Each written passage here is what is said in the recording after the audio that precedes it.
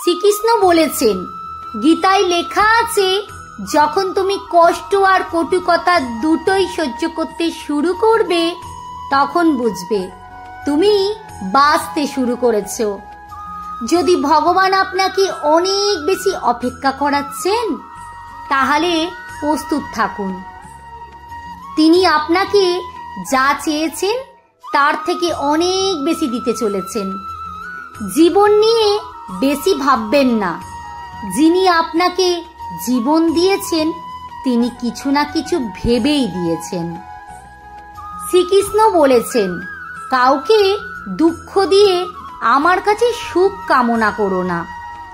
আর কাউকে যদি ক্ষণিকের জন্য সুখ দাও, তবে তোমার দুঃখ নিয়ে তুমি চিন্তা করো না। মৃত ব্যক্তিকে কাঁধে দেওয়াকে মানুষ যেমন পুণ্য বলে মনে করে, তেমনি জীবিত মানুষের পাশে থাকাকেও পুণ্য বলে ভাবতে শুরু করলে জীবন সহজ হয়ে যাবে। আমাদের অকারণে কোনো মানুষের সাথে দেখা হয় না। আমরা কিছু মানুষের থেকে শিক্ষা পাই, আবার কিছু মানুষের থেকে জ্ঞান পাই। কে কি করেছে, কিভাবে করেছে এবং কেন করেছে, তার থেকে যতই দূরে থাকবেন ততই সুখী থাকবেন। আপনি হাসতে থাকলে পৃথিবী আপনার সাথে থাকবে, নইলে চোখের জল তো চোখেই ঠাঁই পায় না। যদি কেউ আপনার ভালো কাজকে সন্দেহ করে, তাহলে কষ্ট পাবেন না, কারণ সন্দেহ সর্বদা স্বর্ণের বিশুদ্ধতার উপরই করা হয়, কয়লার কালো দাগের ওপর নয়। মনের শান্তি জীবনের সবচেয়ে বড় উপার্জন। উপদেশ, সঙ্গ এবং সময় কাউকে না চাইতে দিলে লোকেরা প্রায় সেগুলোকে সস্তা বলে ভাবতে শুরু করে। একজন মানুষ সে যত শান্ত, তত গভীরভাবে বুদ্ধিমত্তা ব্যবহার করতে পারবেন। যেমন পাতা না ঝরলে গাছে নতুন পাতা আসে না, তেমনি কষ্ট এবং সংগ্রাম ছাড়া ভালো দিনও আসে না। যে ব্যক্তি অল্পতেই খুশি, তার কাছে সবচেয়ে বেশি খুশি আসে।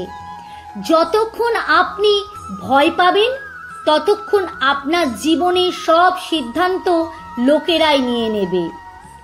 যারা আপনাকে সময় দেয়, তাদের প্রতি সর্বদা অনুগত ও ঋণী থাকবেন। জীবনে অহংকার করো না, কারণ ভাগ্য সব সময় বদলায়। শান্তিপ্রিয় মানুষ সুখে তাদের জীবন যাপন করে। তাদের ওপর জয় বা পরাজয়ের কোনো প্রভাব পড়ে না। শ্রীকৃষ্ণ বলেন, নরকের ভয় ছেড়ে দিন। কে জানে কোনটা পাপ, কোনটা পুণ্য? শুধু দেখুন নিজের স্বার্থ পূরণের জন্য যেন আপনার দ্বারা কেউ দুঃখ না পায়। বাকি সব প্রকৃতির উপর ছেড়ে দিন।